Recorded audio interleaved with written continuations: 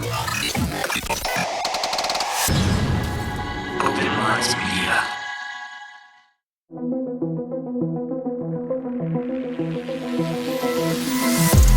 reality we live in can be a very strange place. Most of the time, fact being stranger than fiction. How will we ever start to understand this reality we live in unless we question everything? Join me and a guest as we unravel the mysteries of this reality, one topic at a time. This is Inquiries of Our Reality with Shayn Jones.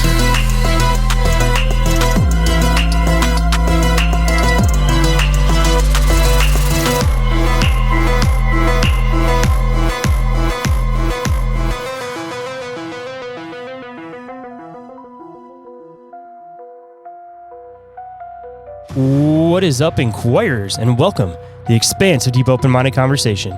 I'm the one they call Shane, and today for you guys, I have some very, very exciting news.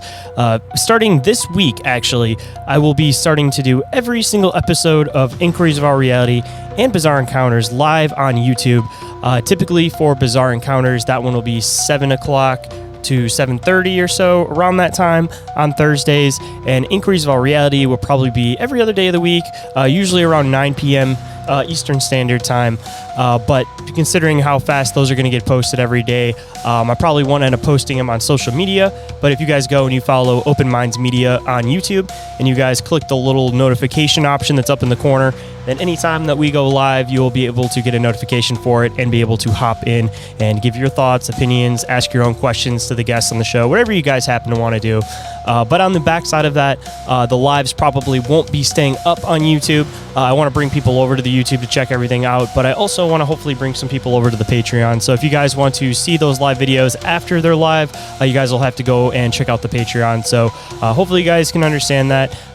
We put a lot of hard work into the show, so hopefully, you just want to try to be able to pay for all your programs and all that stuff and be able to put a little bit behind to keep expanding the show and everything. But with your guys' help, I think that the show will keep expanding this year, and I got a lot of new ideas to be able to express with you guys. But the first big one, of course, like I just said, is that every single show will start being live on YouTube. So don't forget again to go and follow Open Minds Media and click that little notification thing up in the corner. And on another side note, talking about lives on the YouTube, this Thursday will be Bizarre Inquiries live on the Open Minds Media YouTube. So if anybody has any questions, clips, anything that they would like to submit for that, make sure you guys get them into me before that. But if not, we'll be able to pass them on to the next one. And on the next show, I'll be able to release the date for when that one is, but I don't have it on hand at the moment. But of course, I'll keep posting it throughout the month so you guys know when the next live Bizarre Inquiries is, again, over on the Open Minds Media YouTube.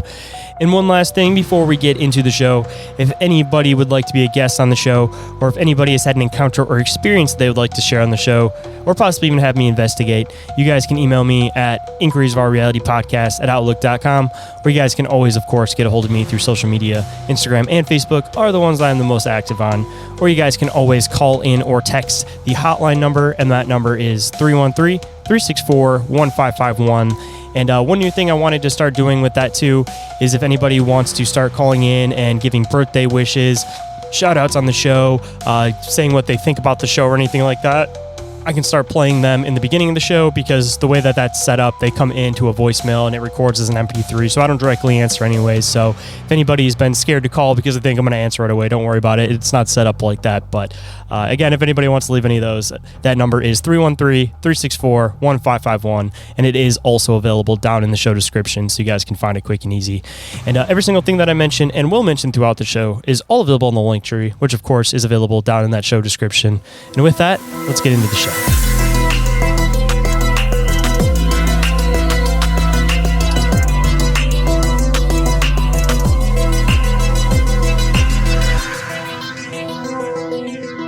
You guys may recognize today's guests from episode 97, 112, and 241. But it's been a while, so I thought it was time to get an update with one of the most fascinating researchers to have on the show.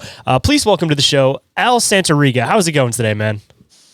Yeah, so I'm Al Santariga, founder of the Bronxville Paranormal Society. wear a lot of different hats: Bigfoot, Dogman, UFOs, ghost hunting, you name it. My family was a paranormal family. My mother was a psychic.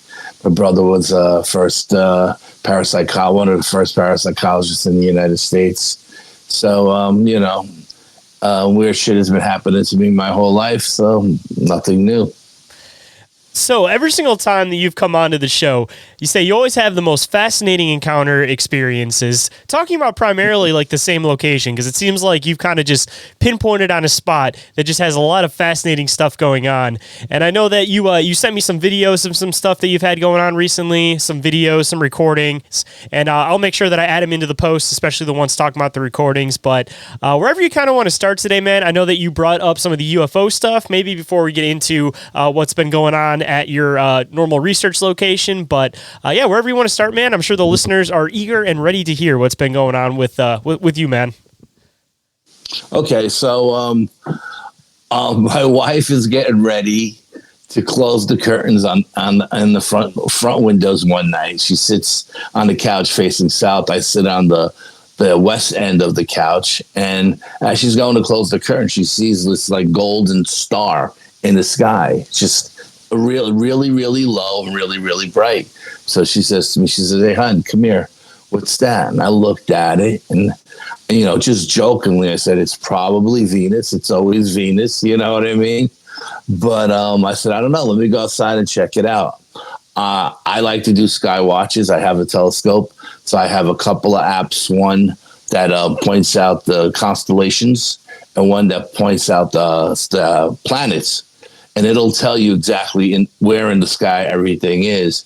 So I went out and I pulled out the constellation app, and I went through the constellations, and it wasn't anything in the constellations. So then I flicked over to the planet app, and I pulled up all the planets, and none of the planets were there either. So I was like, wow, this is really weird, So I grabbed my cell phone.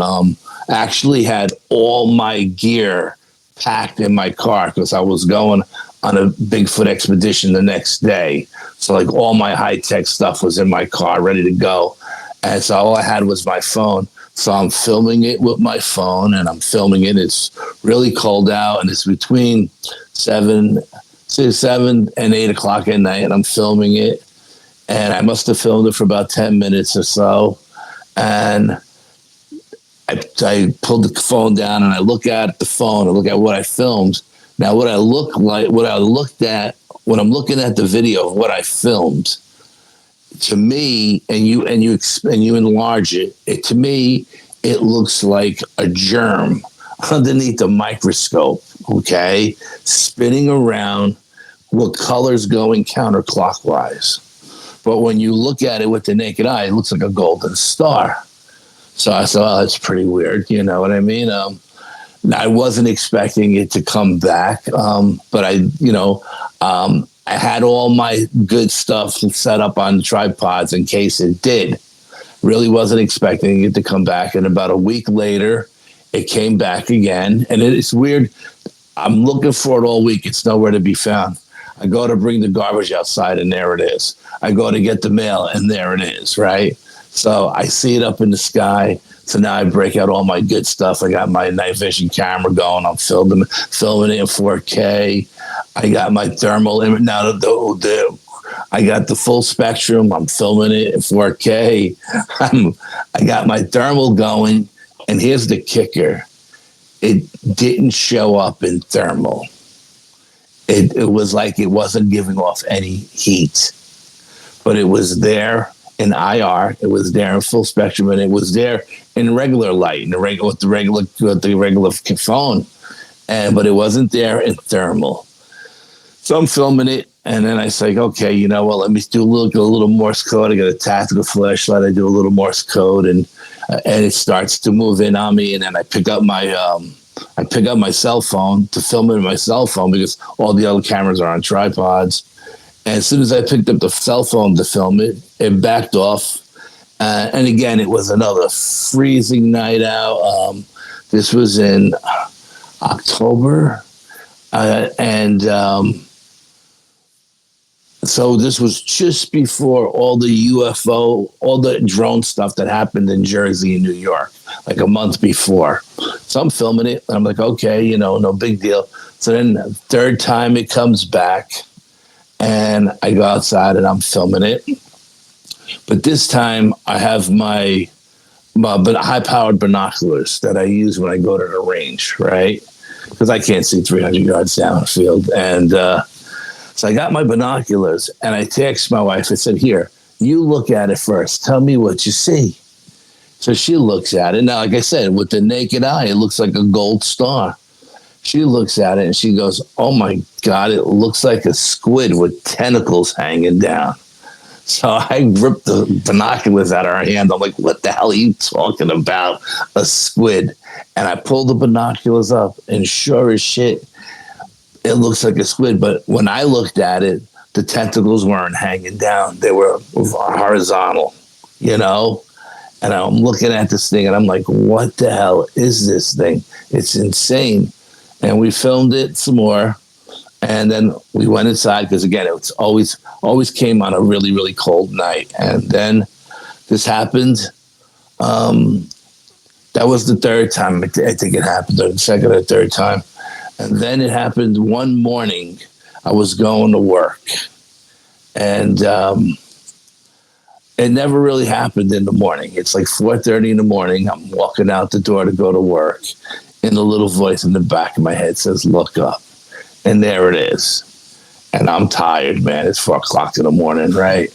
And I just look at it and I go, yeah, how you doing? I'm too tired for this shit, And I wasn't even going to pay any attention to it. I was just going to get in my car and go to work. And the voice said, stop. Pay attention to this. Film this. So I break out my cell phone and I'm filming it. And the little voice in my head says, ask it to give you a sign if it sees you. Never, that was like 4 o'clock in the morning. That's the furthest thing from my mind, right? But I say, okay. But the voice says, ask it telepathically. So I ask it telepathically, if you see me, give me a sign.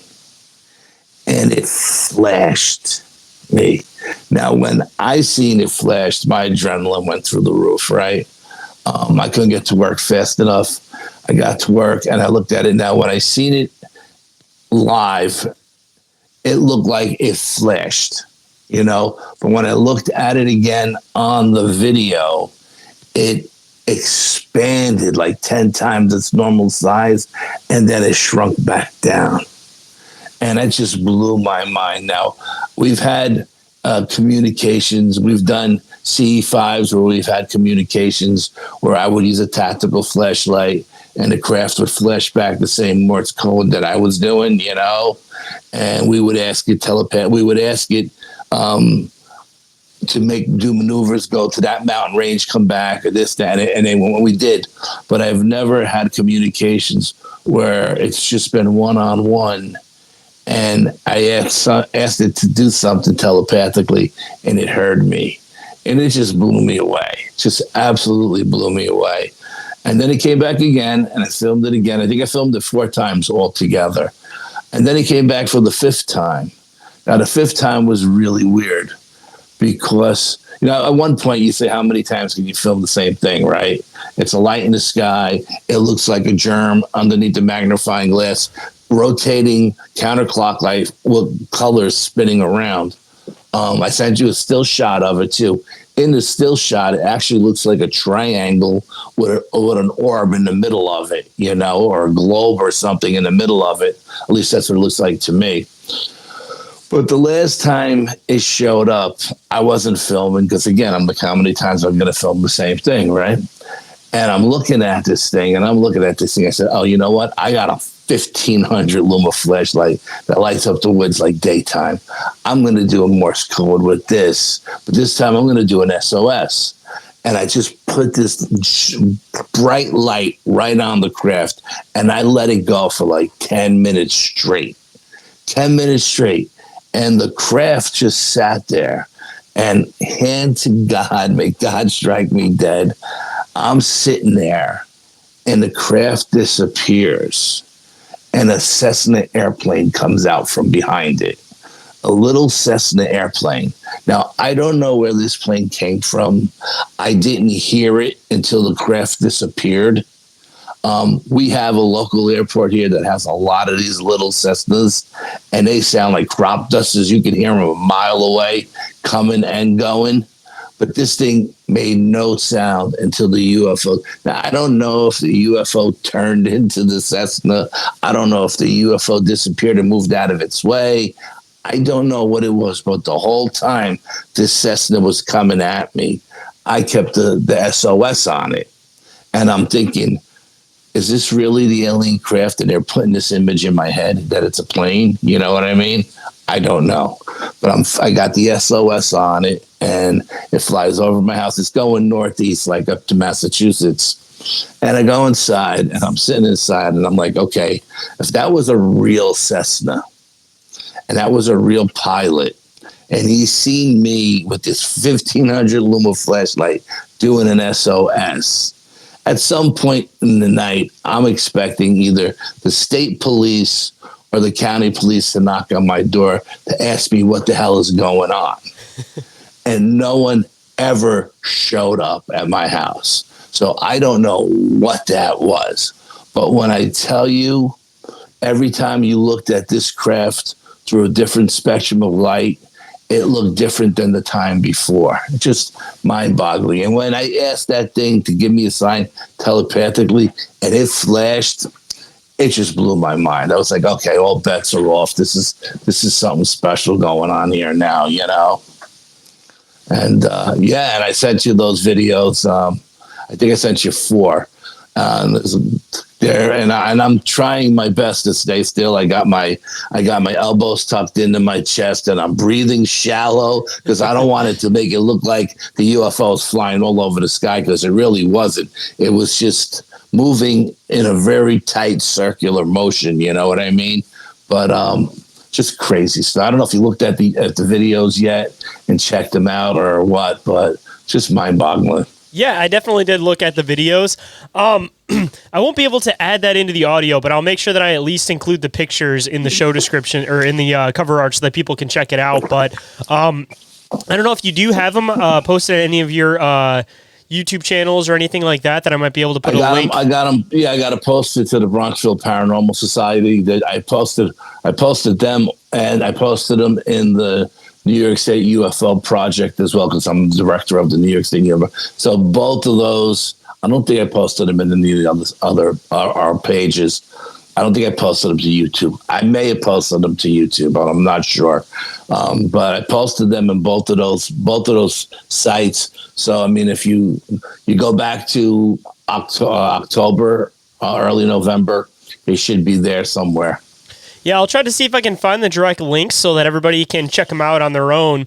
But at least with like this UFO, I know that we talked about it on Bizarre Encounters, but I don't think we really got too far into it with this episode or with Inquiries of Our Reality. But this wasn't the first time that you've had somewhat of like a communication going with some type of like UFO, but at least from your previous ones, does it seem like this was like the same type of craft that you kind of had some previous communication with, or did it seem like it was like a whole new like type of craft that you're experiencing with this one? Yeah, it didn't feel familiar to me. You know what I mean? And like I said, every time you looked at it through a different spectrum of light, it looked different, but it didn't look like a plasma craft either. You know what I mean? Like, you know, those plasma crafts, they change shapes and forms and everything. This thing didn't look like that to me. It looked like I said, when first time my wife seen it, it looked like a gold star in the sky, you know? And she was like, what the hell? If my wife wasn't closing the curtains, none of these experiences would have happened, because I would have never seen them, you know? Hold on tight, guys. We'll be right back after this brief commercial break. But in the meantime, don't forget to follow Inquiries of Our Reality on Instagram and Facebook. And don't forget to check out Open Minds Media on YouTube and TikTok. I'd love to hear from you guys, so feel free to leave a comment or spark up a conversation. I love getting to know you guys. And now back to the show. And then you'd mentioned too that you'd had like telepathic communication with this thing. On the opposite end of it, did it seem like it was kind of hovering around, like it was trying to like make contact with you possibly, or like it may have like telepathically communicated with like you or your wife to like look up to be able to open up a means of communication? Honestly, I don't think so. I mean, like I said, I wasn't, and the UFOs weren't on my mind. I mean, like I said, this was before all the nonsense with the drones in Jersey. When the Jersey stuff happened, my phone was ringing off the hook, and I told everybody, don't worry about it. It's the government. They know what it is. It's the government. There's no way anybody else could be doing this over Jersey or New York without the government knowing who it is, and they approve it. I said, if I had to guess, they've come up with some new technology that they're experimenting on the general public that they're not supposed to do according to the the Constitution, but they do it all the time anyway. And I said, and it turned out that's exactly what it was. They were just experimenting with new technology. But as far as this thing, it didn't feel familiar. I don't remember like having any telepathic communication in the dreams like the day before or anything like that. It was there. Like I said, it always came on a different day. It didn't always show up like on Wednesday at 8:00. It was like first time it showed up was a Friday, and then the following week was a Thursday. Then it was a Wednesday, and it was a Tuesday, and then it was a Monday was the last one where it turned into. So it went backwards on the week. You know what I mean? But it was always like a week. It was never there every single night, or it didn't always come back at the same time at the same night. Different times, different nights, and weeks apart. But just crazy stuff. Yeah. I'm assuming that you haven't had any more experiences since this thing's been gone then, right? Like no other sightings of anything even like remotely close? Like this thing just kind of had its moment and then it disappeared, now it's gone? Yeah, I'm not the type of guy that thinks every light in the sky is a UFO. You know what I mean? I got to have that little voice in my head that says, pay attention to this. It's important. If my wife didn't point it out to me, and I seen it and I didn't get that little voice saying, pay attention to this. But when I seen it, it was so low. And it was so bright. It looked like a gold star on the top of a Christmas tree. I said, you know what? Like I said, jokingly, I said it was Venus because it's always Venus, And I think when I posted it on the BPS page, people were saying it was Saturn. And I was like, dude, it wasn't Saturn. I got a planet app. I put that app right up against the sky where this thing was, and Saturn was nowhere to be found, But and that's how I validate what it was because of the two apps that I have that I use when I'm sitting around a fire pit in the summertime having a couple cold beers and I'm sky watching with my telescope. I'm using my apps, Honestly, though, that's the best way to be able to check for it because otherwise, like you said, every single light in the sky ends up being something. And especially considering that, you're not in New Jersey, but you're in New York, you never know when there might be some random stuff popping up in the sky or, a continuation of what was already going on over there. So better to be safe than sorry, of course. But I guess. Like I said, I don't normally pay attention to stuff in the sky because every police force in New York State uses drones, town, county, city, state, everybody's got drones. So there's always drones up there. Speaking of that might actually be a pretty good segue into starting to talk about your location. I'm assuming that you may not have actually had a chance to do it yet, but I remember it was either the last time you were on the show or it was the time before that. You mentioned that you were going to see if you could get access to somebody that had some drones to be able to check out your research area. Did you by chance ever end up getting a chance to be able to do that? No, I have a friend of mine who's got very, very high clearance with the U.S. Navy, and he's got these drones that are worth, hundreds of thousands of dollars and stuff. And he looked into bringing his drones to this location, which happens to be on federal land, and the Fed said no, not even for him. And this is a guy who built satellites for the Navy. You know what I mean? He's got above top secret clearance, and the government said no, you can't bring your drones in there. You know, this may sound kind of weird, but kind of getting into a little bit more of a conspiratorial side of things. I know that not too much has actually come with the New Jersey drones phenomenon yet, but I know that there were some talks about making it so that there's different classes or different like licenses that you might end up needing to have in order to be able to fly a drone. I mean, knowing all the weird stuff that happens in New York and all the weird stuff that happens in Appalachia and just all the weird stuff that's happening in the woods in that area, it almost kind of makes you wonder if they purposely may have spun some of this stuff up with part of the intention that they don't want people to be able to take drones into the woods, because who knows what they might end up uncovering in Appalachia / like New York area. Because New York actually touches the Appalachian Trail too, right? So you guys are technically like an Appalachian state. Right through it. Yeah. So that'd be like the prime spot that you wouldn't want somebody to have like thermo going over the woods, you know? And my sacred site, the Appalachian Trail runs right through my sacred site. Yeah. So yeah, I definitely don't want people to have thermo on that, because you never know what you might end up uncovering, even on the other side of it. In New York State, you need a license to fly a drone, and you need a certain license to fly drones in public parks and in state parks.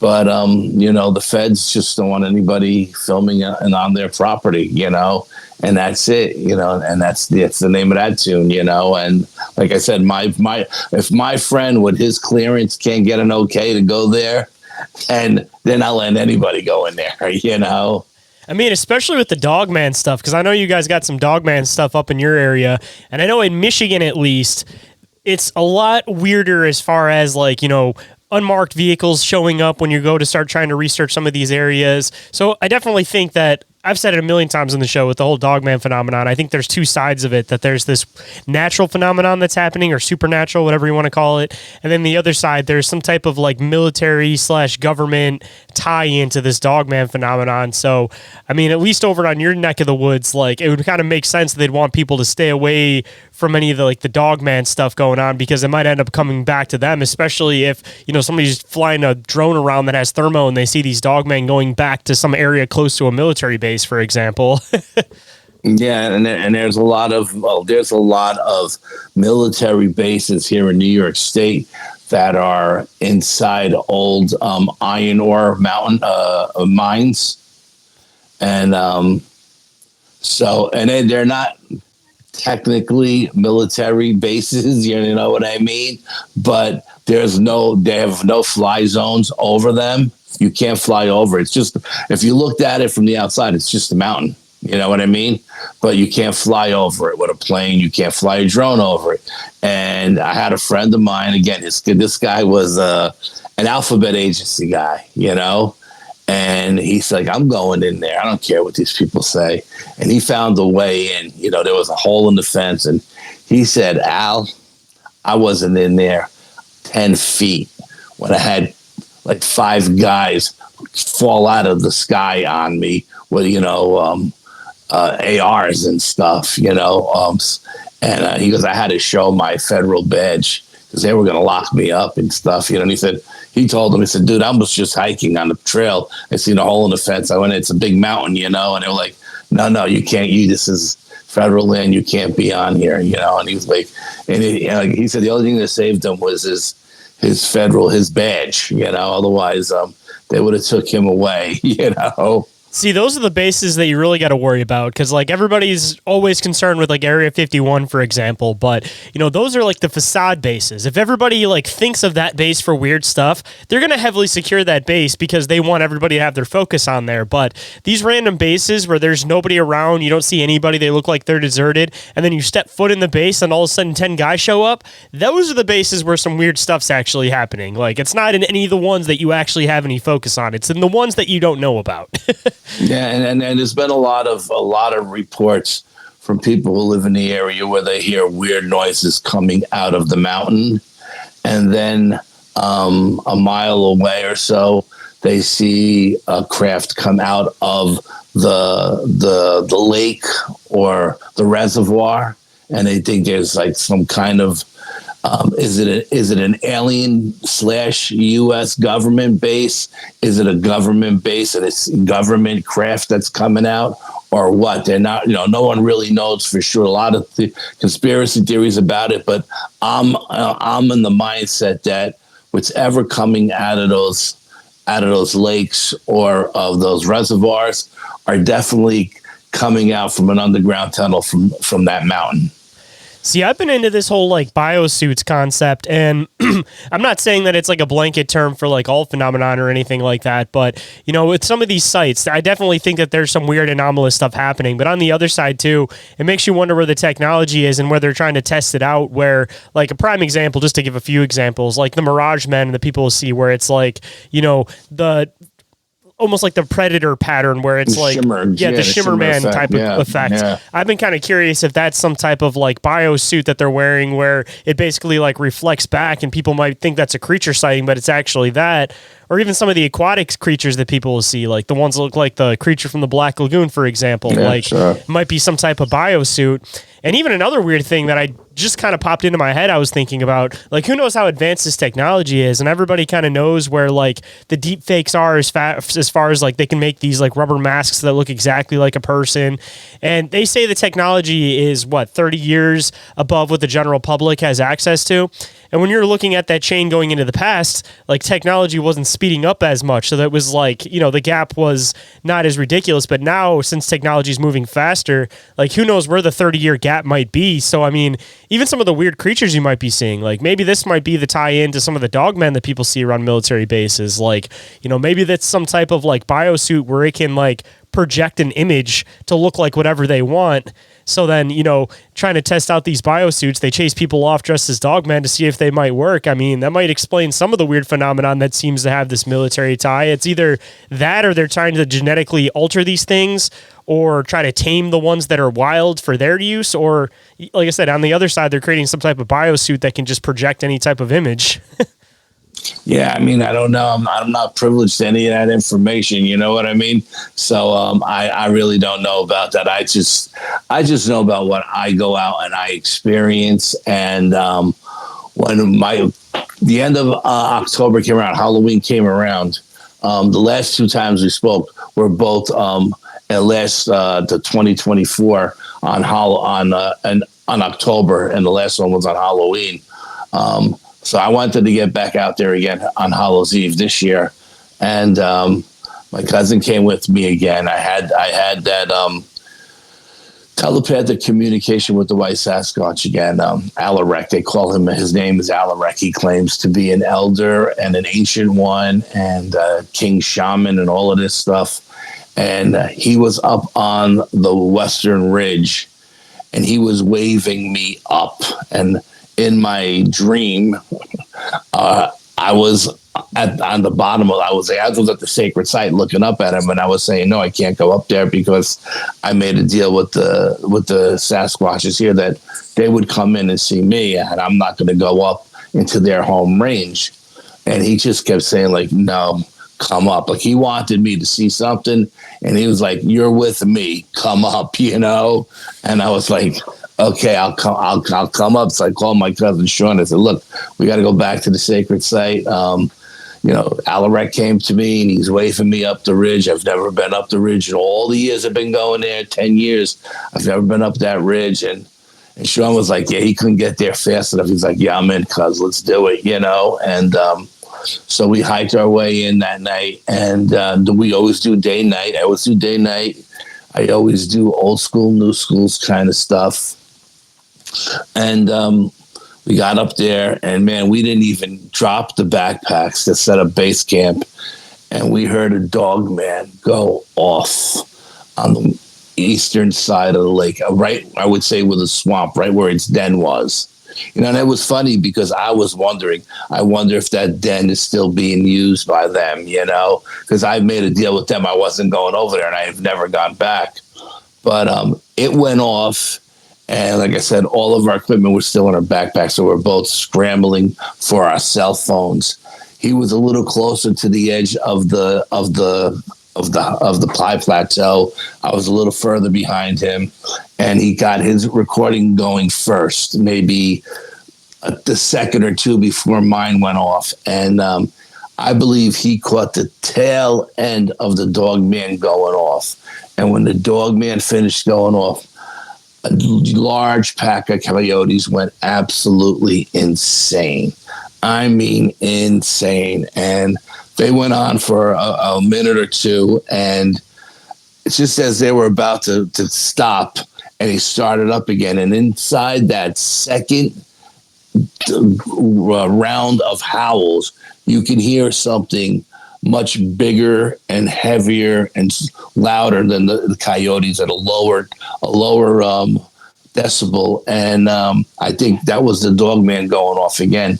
And you know, like I said, Shawn is new at this. You know, he's a kid. He's 20 years old. This is his third time out with me. We're surrounded by nothing but leaf litter, and he's starting to walk. And I'm like, stop walking, because of the leaf litter. It's going to make all this noise. We're not going to hear the coyotes. And then he started to talk. And again, I'm telling him, stop, don't talk, wait to the end, you know. And I'm giving him all these hand signals and stuff. And he was right on point. He nothing got over his head. He knew it. And at the end of the coyotes going off, we have our little conversation. And he was like, "Man, that thing was huge. That was much bigger than a coyote." So he even said it sounded like a wolf, and I was like, "Yeah, that thing was big." I didn't want to say what I thought it was because I didn't want to freak him out.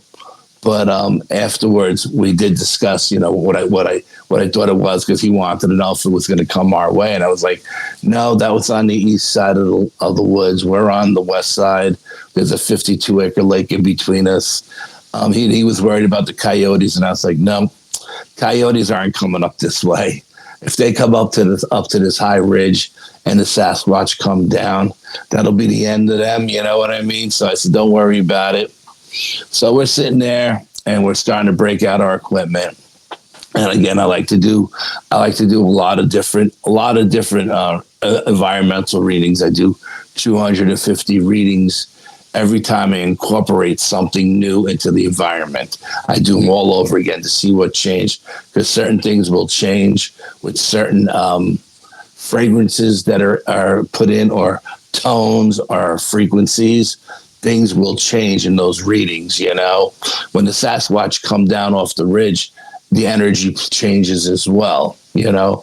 So we decided to go up to the western ridge. And again, when from down at the base camp, looking up at the western ridge, it looks like the peak of the ridge, because you can't see past it.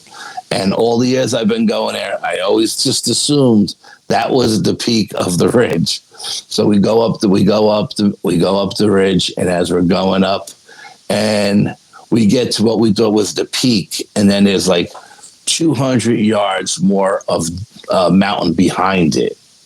And like, I was blown away, because I didn't think there was any more mountain behind it. I thought it was going to slope down to their home range.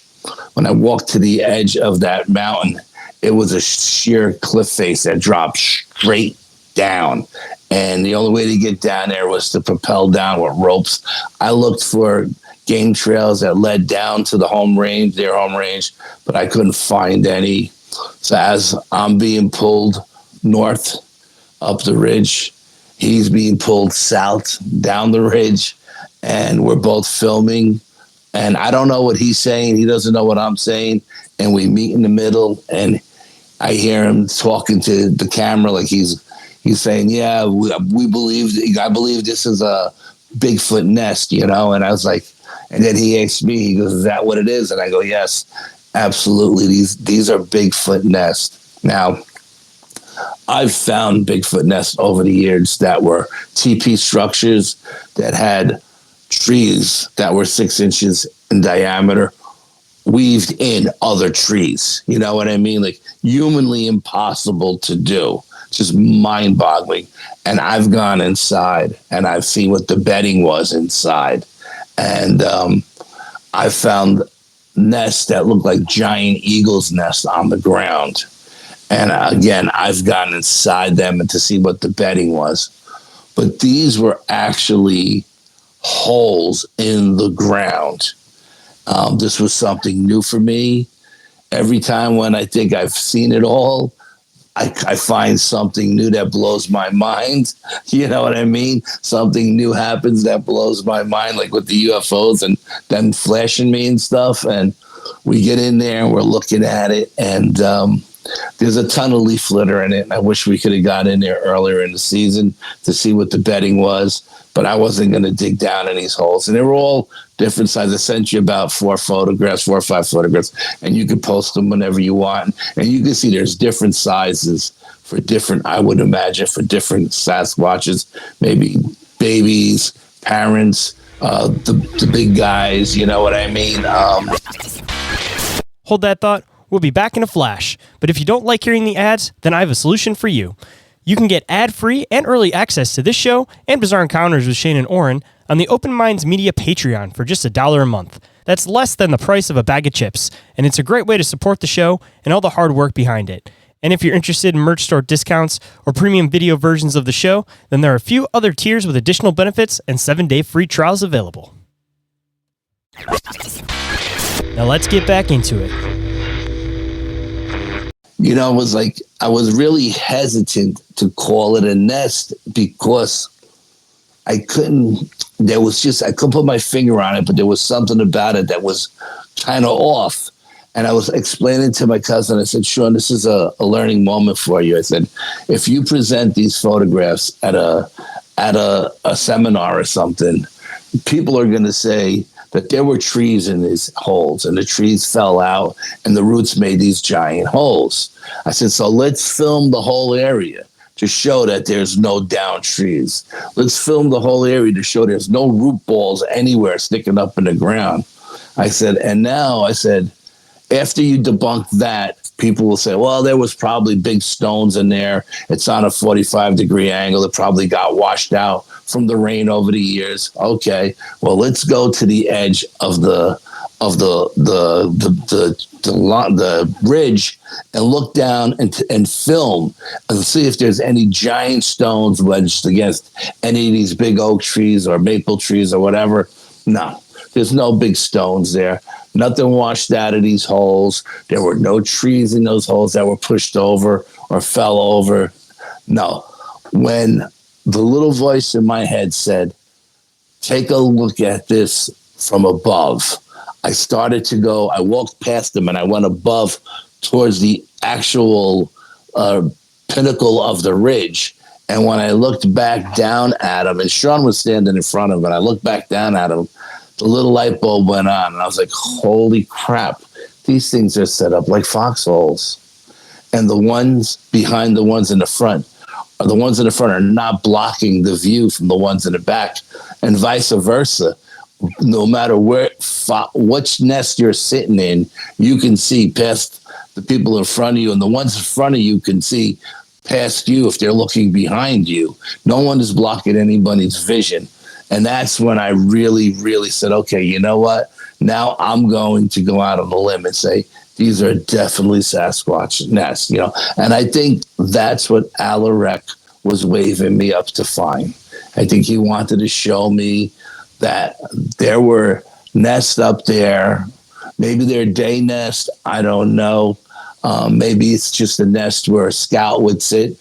Because if you were down at the sacred site and he was in one of those nests looking down at you and you shine the spotlight up there, all it would have to do is lay down and the light would go right over it. You would never see it. You know what I mean? And that's just like a little light bulb moment, you know? And we were both freaking out. It's like, holy crap, this is what I was meant to find. That's why I was told to come here today, you know? So you're not the first person who's mentioned like that specific setup for him too, because I recently had Tom Seawitt on the show, and he does a lot of like, he's, you know, kind of the native perspective of Sasquatch, talks about like the background and everything of them, and he was mentioning the fact that they'll look for these vantage points, or they'll sit up on hills and they'll kind of look for these like dugout type areas, and then they'll sit in there, and then you looking up, you won't be able to see them, but yeah, it'll just basically be almost like a trench. But I mean, it makes the most sense because it seems like when you dive into a lot of this stuff with Sasquatch behavior, it's weird how much of it seems to go to this like really like rudimentary like military practice as far as like these points they look for like protection and everything, because even like digging the trenches, one, sitting up on this high vantage point, sitting low so that nobody can see you, and even the experience that I had before with one of these things where it left like a footprint sideways across my footprint, it's like that's a military tactic too, in order to make it so that people will trip up because they know somebody's around but they can't find them. So it's just, I find it so strange about how much of this stuff goes back to just, again, these weird, like rudimentary military ideas on how to go about like areas of protection, for example. Yeah, no, they do. They use a lot of tactical things. They'll triangulate you, or they'll triangulate their prey. They'll get around you.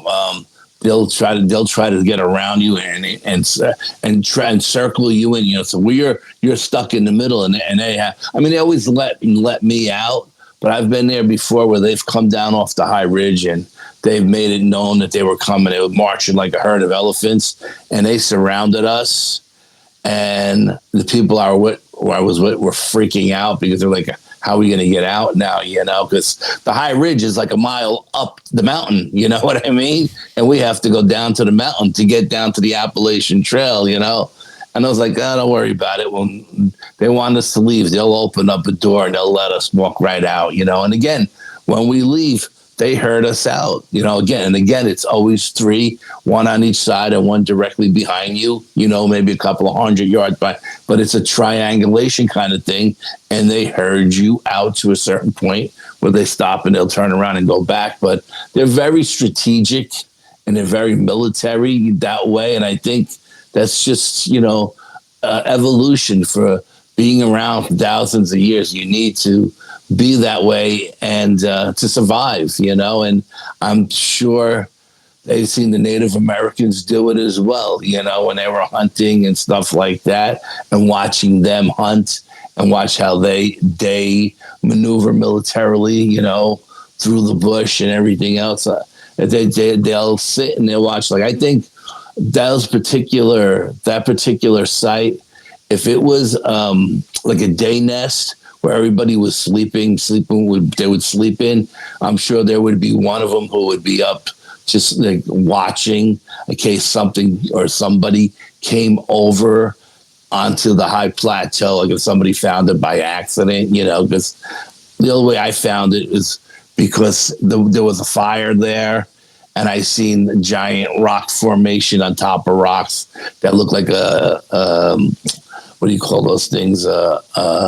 Stone figurines. The Karens? The Karens, yes. And that's what drove me to get up to the top of the mountain, because I was like the guy I was with was like, how are we going to get up there? You know, and I was like, follow me. I just pulled my machete out and I cut my way straight up.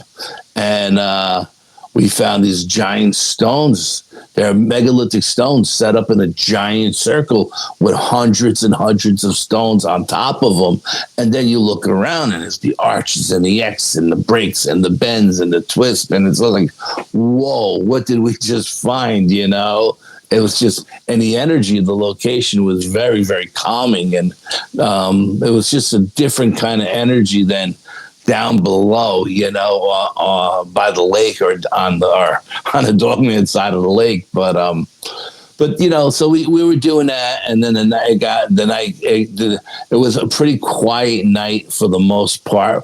We set up some cat balls and some glow sticks, and we didn't have. We were during the daylight hours when we were walking around. We were following the northern wall because something told me to walk towards the northern wall from where we seen the bear squatch the last time we were there, and it ran up the northern wall. Because I said, you know what? Let's go to the northern wall and see what kind of damage it did to the trees on the other side. Because I was expecting it to jump over the wall and just take down these rows of trees that look like a bulldozer.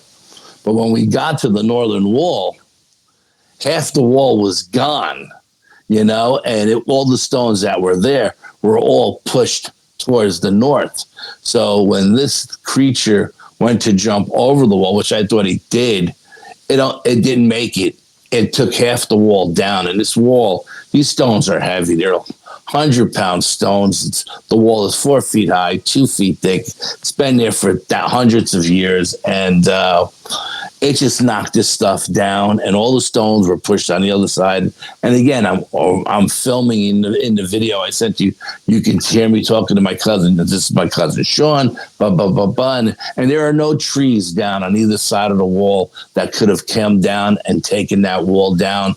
And actually, in the video, there's one tiny little stick that's leaning up against it that could do any damage to it.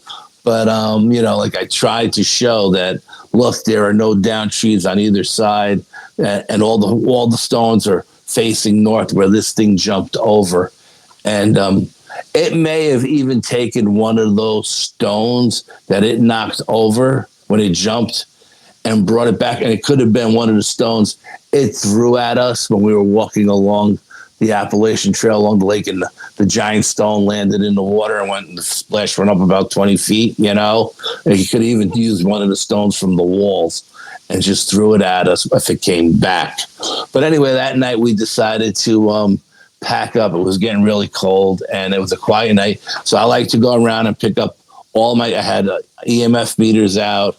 I had, what do you call the other ones? EMF and a periscope wand. I had a periscope wand out, 2 EMF meters, glow sticks, and a couple of cat balls set up. And I like to go pick up all my garbage, and I like to leave my garbage unless I'm leaving them trinkets, you know what I mean? And we picked up everything except one cat ball was gone. That means something came in with a big hand, covered that cat ball so we couldn't see it go off when it moved, and took it and left. Because my cousin's like, well, maybe it just rolled off the rocks and it's on the floor. And I said, Sean, if that thing rolled, we would have seen it light up. It was so dark that night. We would have seen, light up. And we looked with the 1500 lumen flashlight. We looked all over on the ground floor just in case it rolled off, to try to debunk it. And it was nowhere to be found. And I said, I'm telling you, that thing didn't roll off. Something came down there and put a big hand over it so you wouldn't see that thing light up, and just snatched it and ran away, And he was like, but we were right here. How could we not hear it? And I'm like, dude, that's just the way it is. They can belly crawl up to you within feet and you wouldn't hear them, So then we pack up our gear and we're heading down the trail. It's like I said, it's a mile down off of the sacred site back to the Appalachian Trail to the 52-acre lake. And when you get down to the trail from that location to the Dogman Den is maybe half a mile, quarter mile, say the way the crow flies, but maybe a half a mile along the trail. And I didn't think anything of it. We got down, and when you come off the high plateau and you come down to the lake, you're still up on a hill, and you have to go down this hill to get to flat ground to get to the lake, because from there on, it's a goat trail. It's very dangerous. It's very rocky, and it goes up and down and turns and bends and twists, all kinds of shit. And where we get down to the main trail, and we're up on this little hill, and as we come down off this little hill, we were almost right at the point where we had the stone thrown on us the last time, from up on top of the hill. And I was talking to Sean, but I was still going straight. And I was saying, yeah, this is about what we got the rock thrown at us, when from behind us, we heard the Dogman scream. Now, when I tell you the audio that people record from the woods doesn't do it any justice, believe me, unless you're there in the moment, those screams, unless you're recording with, super high-end equipment, you're not getting the sound. This thing must have been right where we came down. We came down right by the northern wall, okay? And right where we came down and walked down this little hill, we were maybe 50 feet away This thing stood there and looked down at us and screamed.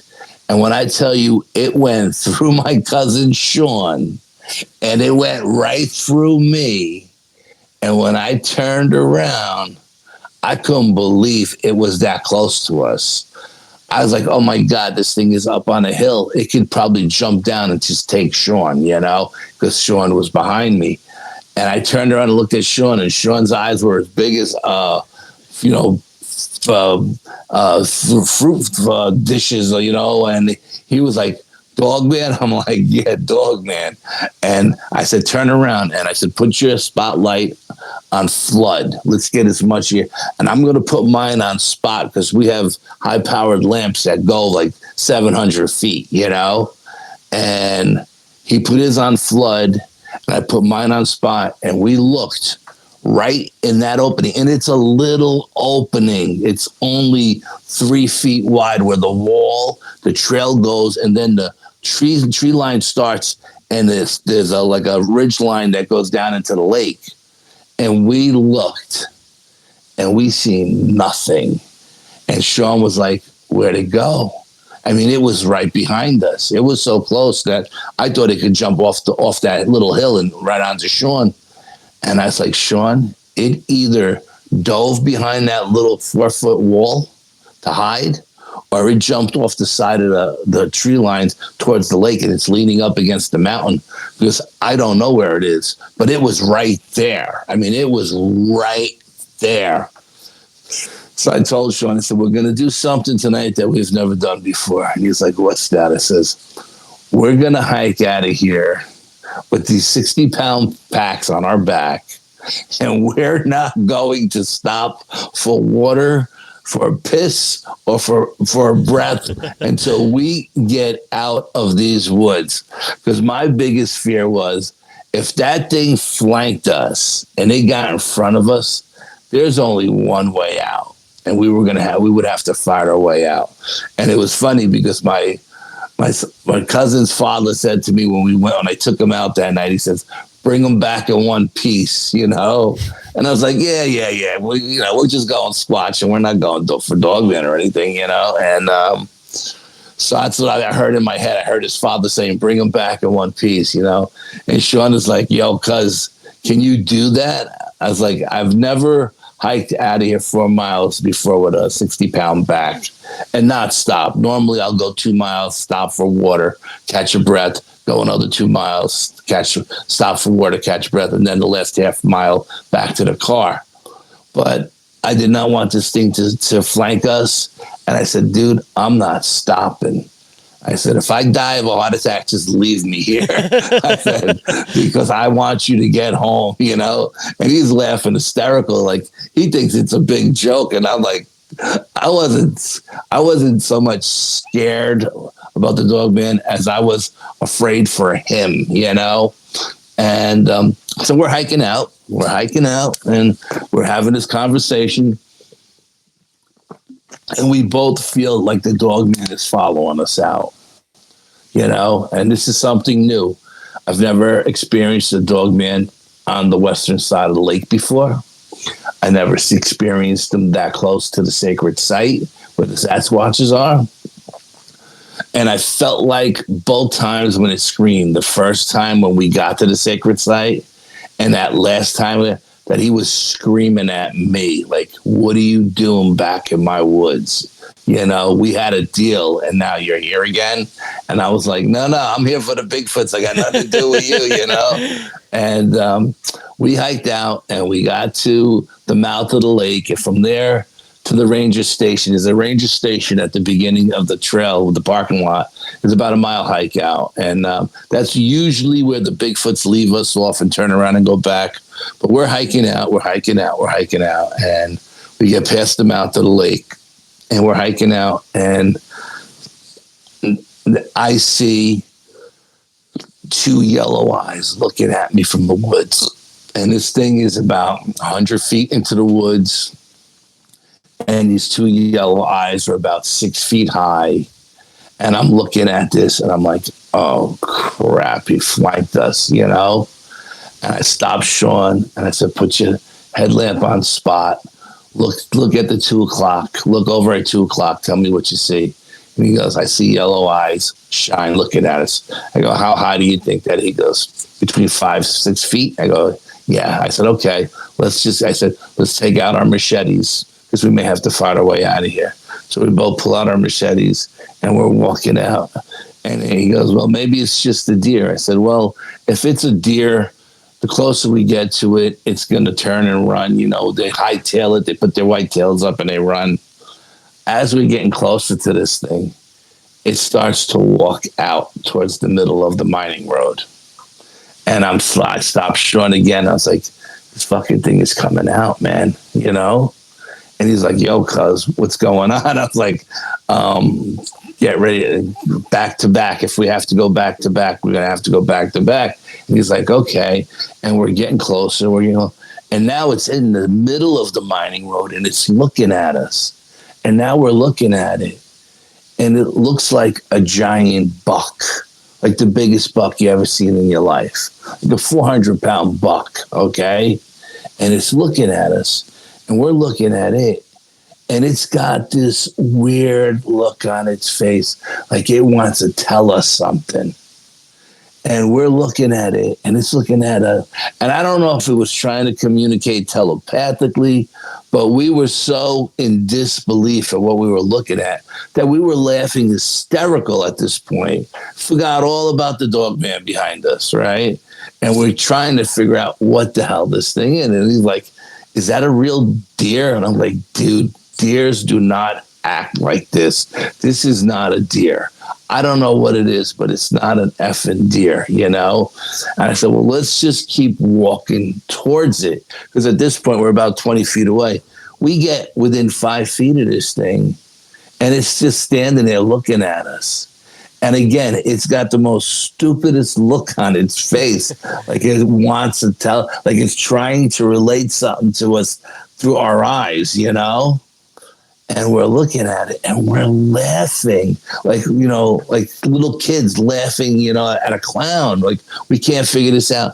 And it starts to walk past us. And I say, okay, it's leaving.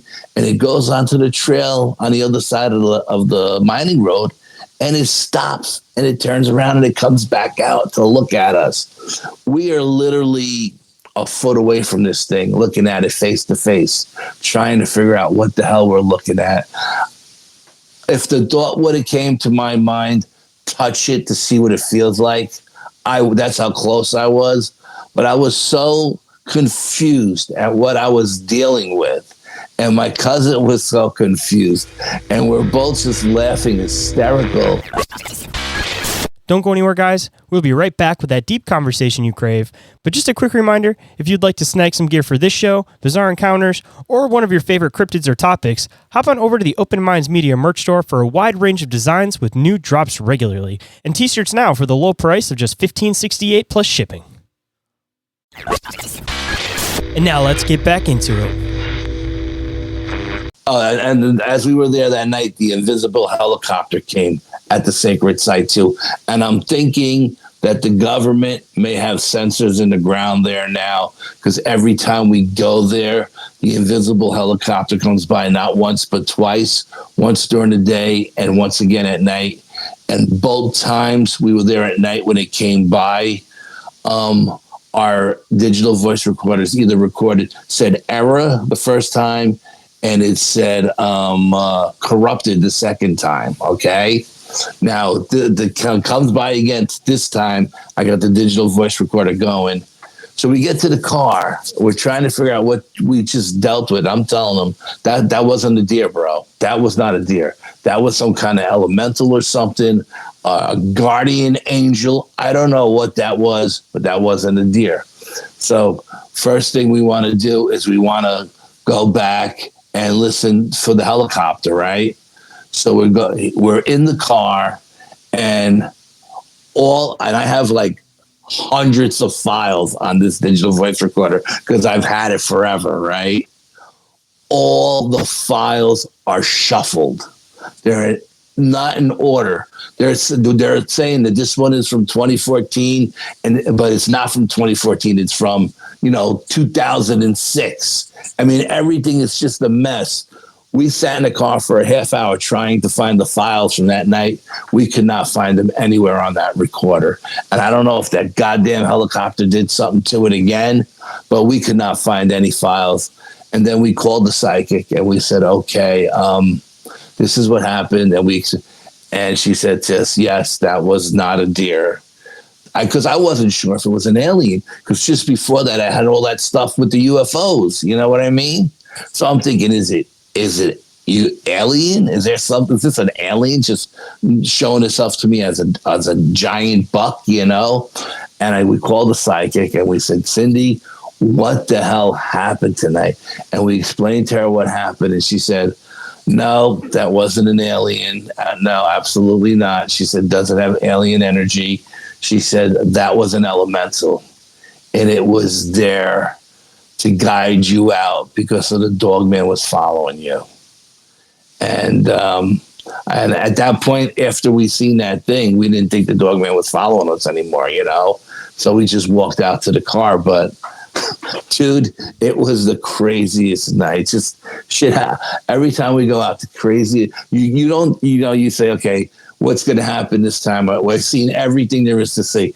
And then you find something new or something crazy happens.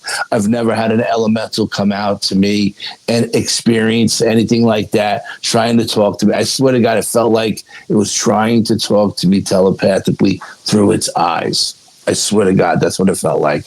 And Sean's a very sensitive kid, super sensitive as far as his psychic ability goes. And he felt the same thing.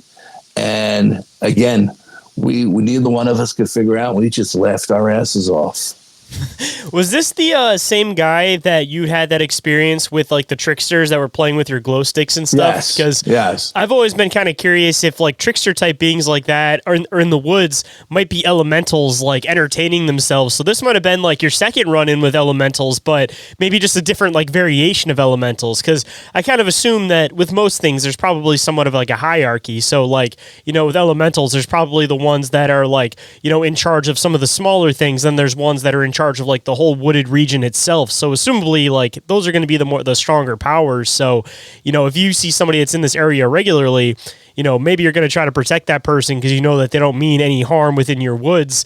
But on the other side, if you're one of these like lower level elemental trickster beings, you're the one that protects this specific tree, then, you got to entertain yourself somehow. You're going to steal some people's glow sticks once in a while, Or you're going to pull a chair out from somebody, trip them down, something like that, But or like move those glow sticks like they were moving at night. I sent you that video of the glow stick moving, right?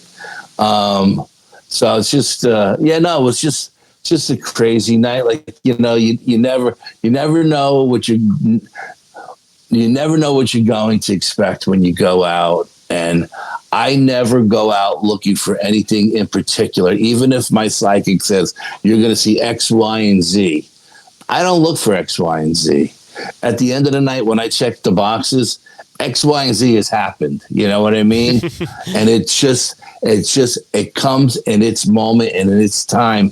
And there's no sense in me looking for it because I know she's never wrong. She doesn't claim to be 100% right, but she's never wrong. And I know at the end of the night, when we check all the boxes, it's going to be there. And that was just a weird night. Up at the sacred site, other than the helicopter and the nest and the stealing one of my cat balls and the dog man going off, up there actually that night was really, really quiet night. Like there wasn't any tricksters, there wasn't any bear squatch, there wasn't any shadow people, there wasn't any skinwalkers or wendigos or anything like that. None of that stuff. No alien. It was a very, very quiet night, other than the damn dog man. He was really the only cryptid, and that elemental deer that came out of the woods. Other than that, it was a pretty quiet night there. But still, we discovered the wall being knocked down. We discovered the nest up on top of the hill. We discovered what we thought was the pinnacle of the Western Ridge, was just the tip of it. It went back another 200 yards. We found out a lot of stuff, not knowing what we were going to find when we went there anyway, so pretty crazy stuff, bro. See, I don't know how much I've dug too much into like the background of your area that you research in. And of course, I don't want you to give too much away because I don't want anybody to find your area on accident. But just out of curiosity, because you're always talking about how every time you go there, there's, like you said, something new to explore. Like, how vast is this area that you explore? Like, how big is it? How much area is there still left that you haven't actually checked out yet? Like, is there anybody around? Like, how secluded is it? Like, I'm just kind of curious a little bit of like the background of this area to kind of understand why you have so much luck with such anomalous stuff happening in this area, Yeah, the park itself, technically it's a park, but the park itself is like 1,500 acres. But then adjacent to the park is county and state land, which are thousands and thousands of acres. The Appalachian Trail runs through it, and that's on the west side. And on the east side of the park, again, there's a lot of there's a gun club and a hunting club up there. So I'm sure they have hundreds and hundreds of acres for them as well. Because if you go there on a Saturday, you can hear the guns going off all day, target practicing and stuff like that. But it's a high-end club, like only millionaires can afford to go there, So I don't know how much land they actually own. I never actually pulled it up to see how much property the gun club owns, but I'm sure they own thousands of acres as well. So the park itself is only 1,500, but there's a lot of land adjacent around it, and there's not a lot of homes there, not at all.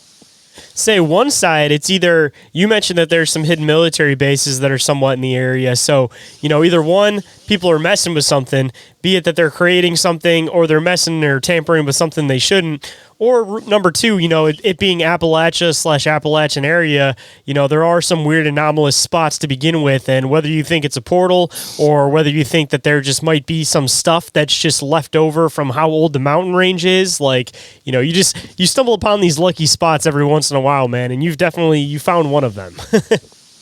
Yeah, I've actually got 5 different locations that I go to, but I just go to them at different times of the year.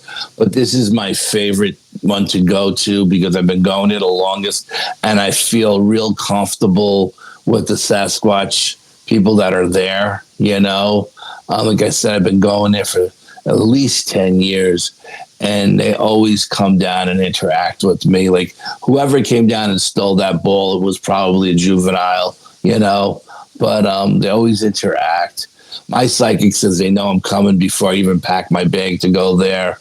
And this particular time I was told, again, by Alaric to come. He wanted to show me something. The last time he came to me in a dream, he told me to go there and cleanse the place and seal it. You know what I mean? And I did that. But the other locations are just as wild too. It's just that the other locations are really hard to get into at night.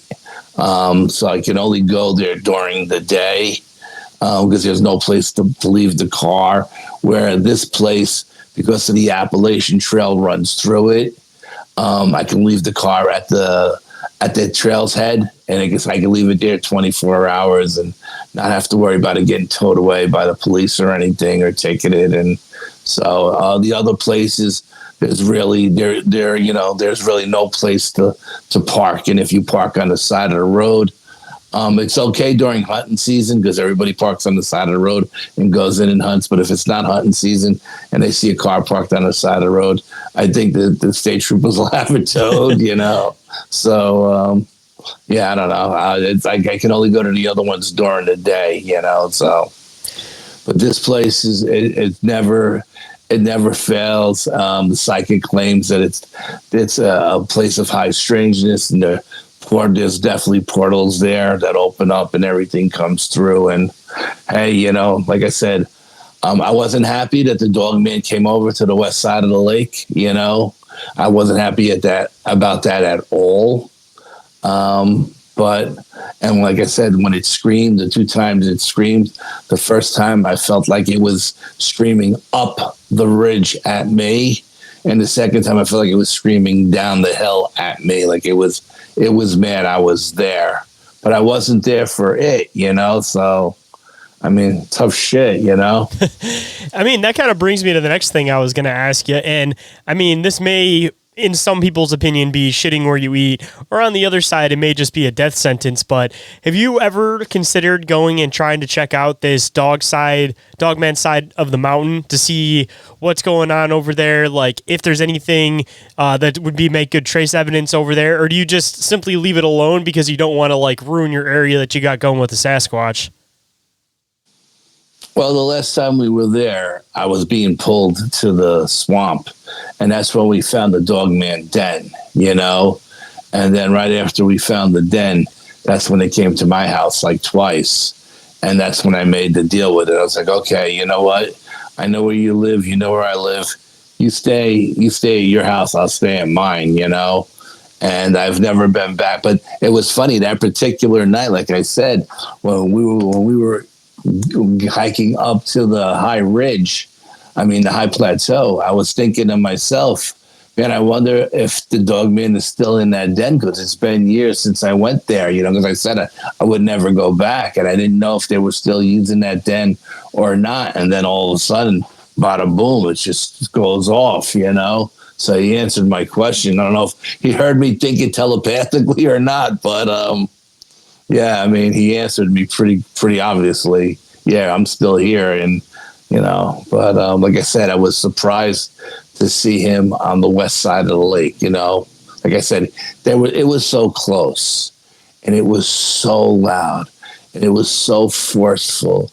It was like you can feel it go through you, and you could feel like your clothes vibrate, like the wind was blowing. And it was just, like I said, my cousin was standing directly behind me, so it had to go through him to get through me. And when it went through me, it was like there was nothing between me and it. That's how powerful it was. Just out of curiosity, too, do you think this thing was like trying to like lure you over onto its side, or do you think it was almost trying to like reinstate, like, hey, we have a treaty, like this is the line? Like, what do you think its reasoning was for trying to interact with you, I guess, this time? I think it was just letting me know that, it was there, and it didn't want me coming over to its side. And I think by it coming over to my side, it was showing me how serious he was. Redrawn the line in the sand almost. Yeah, it was like maybe he heard that thought when I was wondering it, and he screamed, because I felt like right after I thought it, he screamed, and I felt like that scream was for me. And then again, like I said, I think he was just saying, hey, I was actually a little worried when I got home. It's like, I know I was nowhere near his den, but is this thing going to come back to my house now, But it hasn't. So I guess I wasn't close enough. I guess he was just warning me to stay on that side of the lake. You know what I mean? It was giving me a good warning, like, just stay over here and don't come to my house, And like I said, I've never been back to that side of the lake, and like I said, the trail on that side of the lake is just like the trail on the west side. It's a goat trail. It's a nightmare. If you go down on these stones, you're gonna break your legs, your head, your arms. So you got to go slow and steady. And at night, it's even worse because it's dark. And then we had so much rain last fall that there was still water running off the mountain across the rocks, and the rocks were even slippery too. You know what I mean? Like, there's no running. If the shit hits the fan, there's no running. You're not running across these stones to get away, First of all, you can't outrun them anyway. And second of all, you're just not doing it. It's just too dangerous. Hold on tight, guys. We'll be right back after this brief commercial break. And now back to the show. It almost kind of makes you wonder if We talk about it all the time on the show, the whole idea that you can't treat everything exactly the same. Like, even within people, like, people have different intentions, people have different wishes. Same with, like, the extraterrestrial phenomenon. Same with Sasquatch. Some are more aggressive than others appear to be. I mean, I guess the same could somewhat be said for Dogman, that most people kind of have this connotation that these things are just vicious, evil creatures, that they sense anybody in the area, they're just going to do everything they can to go and just tear that person to absolute shreds. But that may not always be the case. It seems like, at least with this place, they are assumably still aggressive, but they're more of like they just want to be left alone. And they have this thing where it's like, if you leave us alone, we'll leave you alone. And that's cool. We have like an agreement. So it's kind of interesting to think that even within Dogman, there seems to be this like diversity, that not every one of them is going to be absolutely vicious. Some of them are just going to want to keep to their area and just kind of push you away. And it almost kind of makes you wonder, like, how many more areas out there could be with Dogmen that, people haven't even come across them yet, because they're simply a pack of dogmen that just want to be left alone, and they just don't want to draw any attention to themselves by having some type of vicious attack in the area. Yeah, no, I mean, and I had this conversation with Vic Cundiff a couple of weeks ago. I said, everybody thinks they're bloodthirsty killers. But if that was the case, we'd definitely find more bodies in the woods. And if that was true, there would have been a whole bunch of times I didn't come back. You know what I mean? I've always walked out of the woods, in one piece. I've never been injured. I've never been attacked, been bluff charged, but I've never been actually physically assaulted or anything by anything, the Bigfoot or Dogman. And I think these creatures at this location, they just, I've heard stories from the Native Americans. I deal with the Iroquois Indian Nation up here a lot. And I've heard stories where, they would just let them, like, they would give them their space, and you hunt here and we'll hunt there, but we won't hunt on your land. You don't come over and hunt on our land, because they get very territorial, and I don't. They don't want me on their land. They don't want me nowhere near their den. I have no desire to go there, Yeah, I don't blame you, especially if you already had one of these things come to your house. It's like, you don't want to take that next step. Even if you were curious about this Dogman area and you sent in a different team that you weren't even necessarily involved in, it's like, yeah, you don't want to run that risk when these things know where you live. It's a little bit different when you have that separation.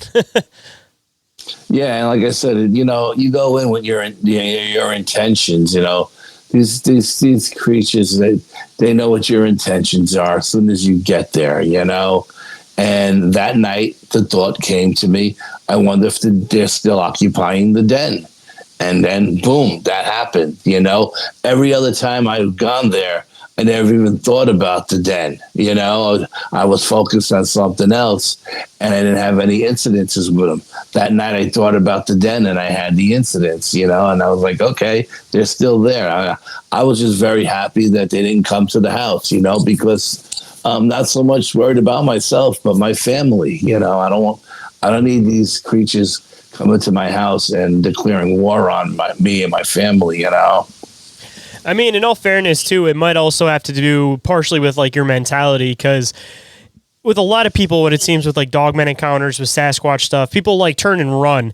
And same with people, same with any animal, realistically. Like, when you turn and run, that's when the chasing instinct kicks in, and that's when these things end up chasing people off, and people like get bluff charged and all that. But if you're one of the type of people that stands your ground, then these things are more curious than anything, and they'll kind of back off a little bit. But, particularly with like the Dogmen, if you have that like alpha type personality, if you're thinking of like dogs as a species, as their own, if you have that alpha mentality and they can sense that in you, they'll definitely try to stand up to you, but they're going to be a little bit more resistant about actually getting into a confrontation with you.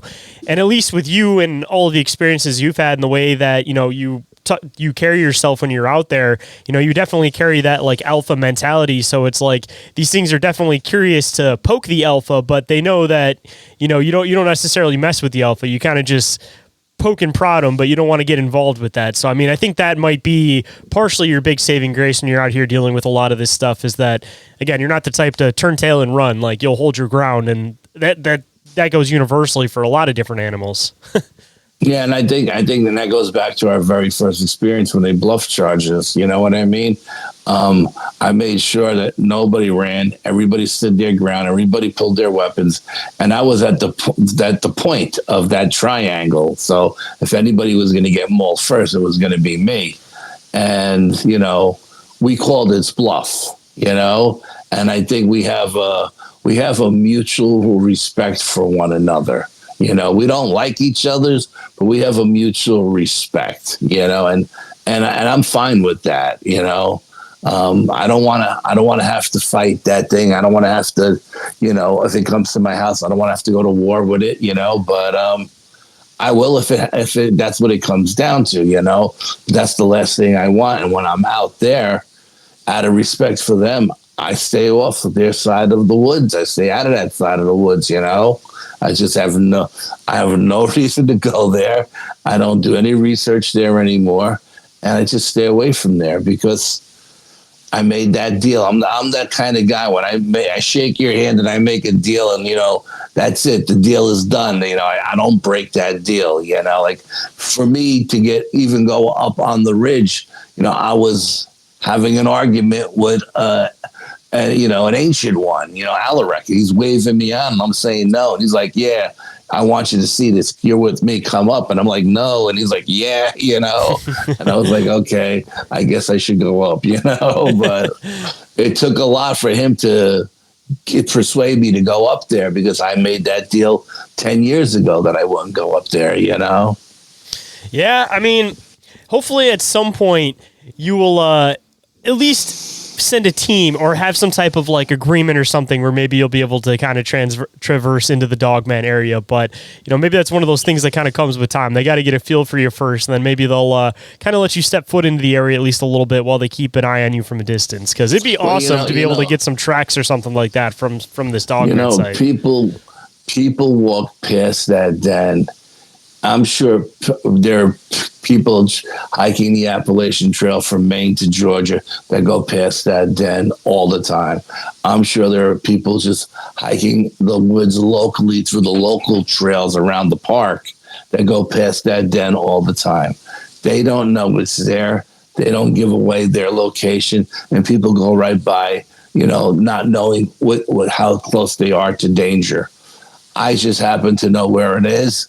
I just happen to know, I happen to find it. And, maybe that pissed them off that my ESP or whatever they call it, my psychic ability pulled me there that time, pulled me there and I found the den, you know what I mean? Because that day we were there searching for that den. We looked for a half hour, 45 minutes, and we didn't find nothing. And then all of a sudden, the blinders were taken off our eyes, and I found the trackway into the swamp. And then with the camera, we found the den inside the swamp. And it's just, I don't know what drew me there. I don't know what made me go back. I don't know why I was supposed to find that den. I wish I never found that den. But, finding that den was like a double-edged sword. It was very, very cool. And everything else we found was very, very cool. But now I can't go back on the side of the woods anymore, I guess give and take. But, man, as usual, I appreciate you, as always, coming on and sharing all of your fascinating experiences that happened at your research site. And I guess to kind of give a little bit of a foreshadow for anybody that's been listening to the show for a long time, I originally had you on first, and then from you, I had met Brian, and then you guys are, a dynamic duo, of course. So we were finally, after almost 2 years now, trying to set it up, we were finally able to set up a date where we're going to have both you guys on. So I'm really, really looking forward to having both of you guys on to have both sides of your guys' crazy shenanigans. Yeah, it should be a fun show for sure. Yeah, absolutely. You already know that Brian's going to be bringing the Al soundboard because he usually does when we do our solo shows. So you make your appearance even without realizing it. Yes, I know. He always is I make a lot of appearances. He posts all kinds of photos and all kinds of stuff. He records every time we talk, he records me and he puts my voice into something else. You know what I mean? He's got a recording of me talking about seeing the Sasquatch at Stop and Shop, a grocery store up here. It's just crazy. Yeah, he's a nut job, but I love him to death. And he had his show tonight, and I was gonna actually go in, but I was more concerned about making sure everything worked. With your show, I wanted to make sure that the Riverside was working and everything, so I never went into his show. But apparently tonight, the guest he had was, the show Stranger Ways. Yeah. Stranger Things. Yeah. Okay. Well, the little girl who plays Seven in the show. Millie Bobby Brown, I think it is. My daughter is a big fan of that show. Okay. Well, that little girl supposedly is the woman he's interviewing tonight. Oh, that's crazy. Yes. And so, I didn't get the chance to listen to it tonight, but I will definitely listen to his show tomorrow. I'll watch it tomorrow because I'd love to know. My one question to her would be, how can you prove that actually happened and you're actually 7? That would be my question, but I didn't want to ruin Brian's show, so I didn't go in, because that seems like a pretty wild thing to claim, Was it you? Just come in and sound like a crazy conspiracy theorist. No, I wouldn't do it disrespectfully. I would ask her very, very respectfully, how can you prove that was you and that actually happened, What is it? I'm sure if that was her and she was the original 7, that there would probably be no way on God's green earth she could prove it, Oh, I misunderstood what you were saying completely. I thought you were talking about the actress herself. I didn't know you meant the actual 7 from the actual Montauk Project. Whoa, totally different idea. Yeah, this woman that he's interviewing is not the actress. It's the woman who claims the actress is portraying her in the show. Yeah. Oh, wow, yeah, I was on a totally different mindset with that one. I was like... yeah, no, that's what I'm saying. Like, how can you prove that show was actually about you, Because if it's a government thing, there's not going to be any way in God's green earth she's going to be able to prove it, And if she is able to talk about stuff, you already know there was a million NDAs, and the stuff she is able to talk about is stuff that the government approved that she was able to talk about. If, again, she is that actual person. So, if that actually existed and it happened, I don't know. This is the first I'm hearing of it. And, I was like, yeah, Brian, I'll try to be there. But then I started thinking, I was like, I don't want to go in because I was only going to go in for a half hour anyway and ask her this question and ruin his whole show.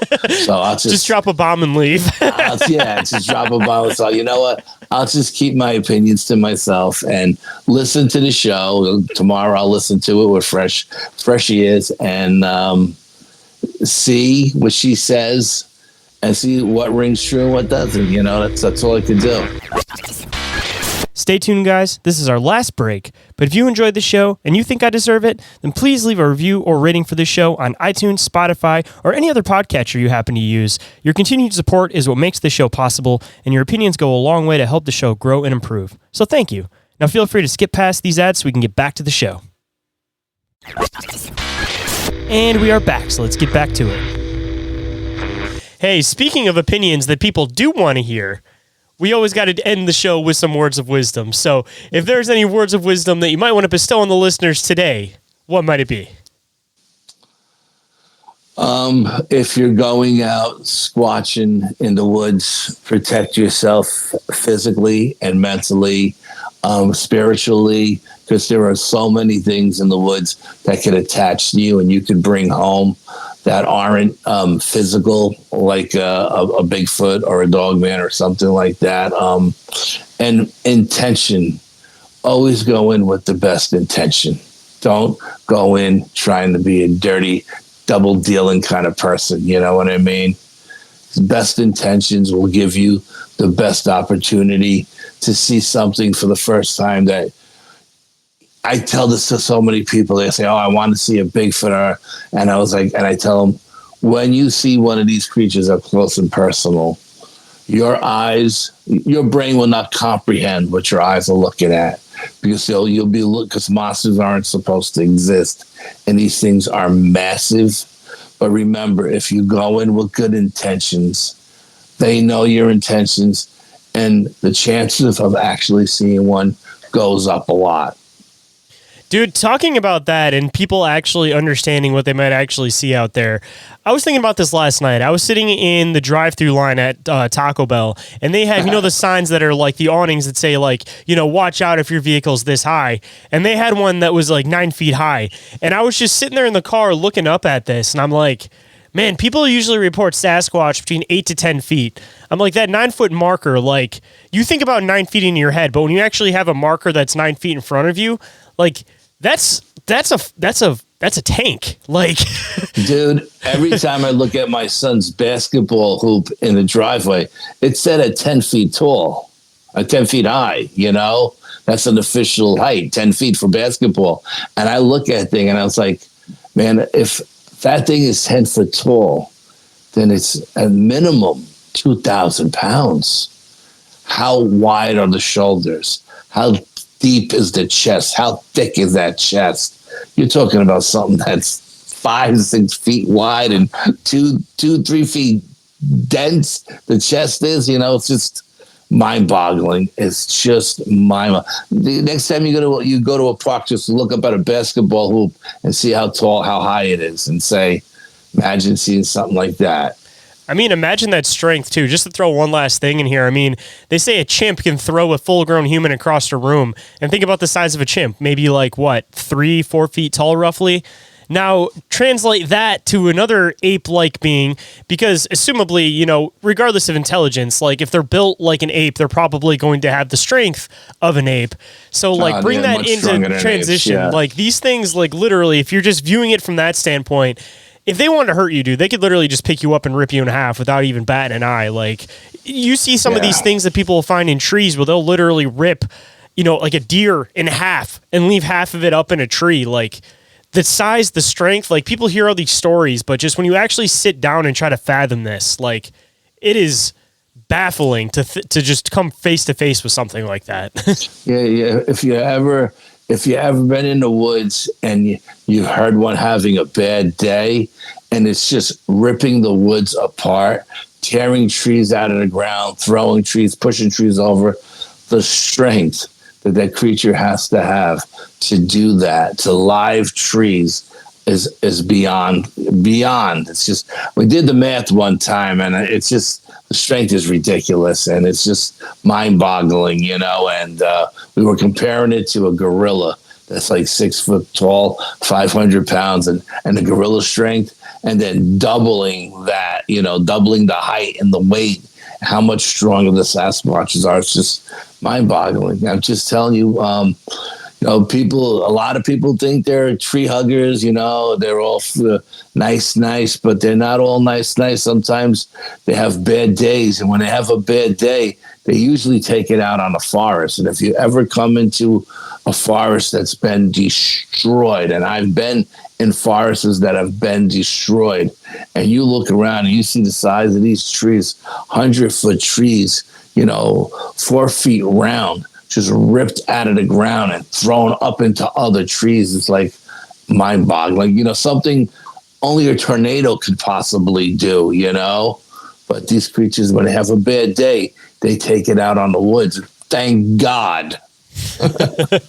Yeah. Can't be coming to town with that. They'll get put down real quick. Yeah, no. I mean, thank God that they take it out on the woods and not just people walking through, or campers or hikers or stuff like that, That's how you put a target on your head real quick, where you're going to have like hunting parties coming in and just taking out every single one of you guys. And I mean, there's a lot of conspiracies about that anyways. And I mean, the recent guest that I talked about, Tom, was talking about this whole idea about them trying to take these things out for different reasons, of course. His main reason that he was saying was because of they don't want to have to give these things the same rights as you try to give like Native Americans. So there's a whole lot of like Sasquatch conspiracies and stuff like that. But, a whole other level of actually going into the woods and trying to take these things out more than, the whole conspiracy that they're already trying to do that already. But which is where a lot of the Black Chopper stuff comes from. They only take out the nuisance ones or they'll, or they'll try to relocate them, you know what I mean, to a different location. Unfortunately, I've heard of stories where they've actually come in and taken them, relocated them, and these creatures come back to where they were originally and start their shit all over again. And then eventually they just have to be put down because there's no dealing with it, So, but, I mean, I know these hit teams exist. They're out there. I know they're at these bases all over the United States, and I know they're out there, and I know they exist, and I know they go out, not only for Bigfoot and Dogman, but for other things that are out there as well. And for anybody that may want to come and find all of your awesome stuff that you put out, just in case they can't get enough of you before the next time you guys end up coming on the show with Brian finally, where might people be able to find all of the awesome stuff you post and be able to keep up on your investigations? Yeah, most of the stuff is on the Bronxville Paranormal Society group page on Facebook. That's the one with the image of the old hermit from the tarot cards. The other one has the all-seeing eye on it. That's the team page.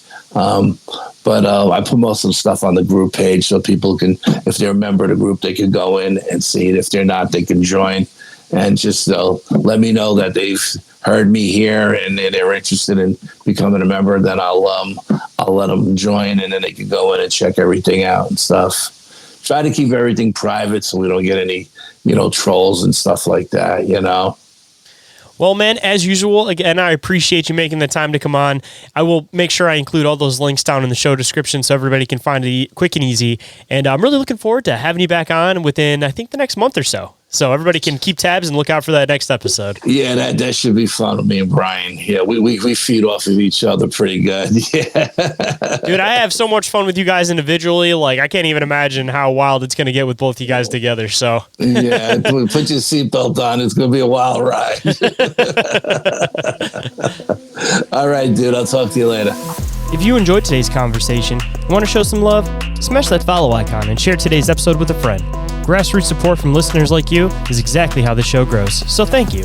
And if anyone would like to get in touch with me for any reason whatsoever, you guys can do so through email, which is inquiriesofourrealitypodcast@outlook.com, or through social media. Instagram and Facebook are the two that I'm the most active on. Or you guys can get a hold of me through the submission form, which of course is available right at the top of the link tree. Or the last way you guys can get a hold of me is through texting or calling the hotline. That number is 313-364-1551.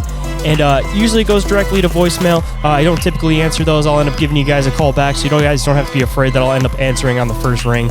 And the other thing that I wanted to extend with that is if anybody wants to give some shout-outs in the show, some birthday wishes, or just wants to say their opinions on the show, feel free to call into that number and leave a voicemail, and I will start trying to play them in the front of the show for you guys. And if any of you guys have some free time, don't forget to go and check out the awesome friends of the show in the community, IKNOWSQUATCH, Snarly on Natural Products, Cryptoteeology, and Big Ape Threads, and our friends with affiliate links, Dimension Devices, Oregon-ite, and Sticker Mule, with additional discounts and credits available. More information on those, of course, is available down in the show description. And every single thing that I mentioned throughout the show is all available in the link tree, which is available down in that show description. And with that, I hope you guys enjoyed today's conversation. Hope today's show has connected some dots in your own reality. And I'll catch you guys on the next one. Have a good night, everybody. Reality isn't what it seems. I'm Dr. D's taking aboard a craft with a tractor beam. Is life a simulation or an astral dream? Aliens travel through black holes in different galaxies. Life is a bizarre odyssey, with a mic talking about philosophy. Well, Bigfoot is stalking campers as a Wendigo walks through the woods of sharpened antlers, using Ouija board to talk to the dead like a necromancer. There's so many questions and not enough answers.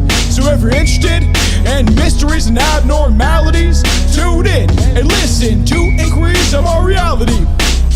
So if you're interested in mysteries and abnormalities, tune in and listen to Inquiries of Our Reality.